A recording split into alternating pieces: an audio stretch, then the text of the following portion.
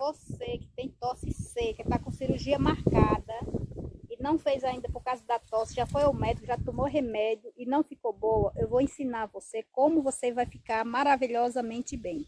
Você vai pegar meio quilo da semente da jurubeba, vai cozinhar por 15 minutos, depois você vai coar, vai colocar meio quilo de açúcar e deixar cozinhar até ele engrossar, ficar quase igual um mel. Você desliga e quando esfriar você coloca no recipiente de vidro, coloca na geladeira e toma 3 vezes ao dia. Eu garanto a você que a sua tosse vai embora. A jurubeba é essa aqui, ó. Olha a semente. Aqui é a semente da jurubeba, aqui é a flor. Vocês conhecem elas em qualquer lugar. Elas nascem em terreno baldio, em cercado de gado.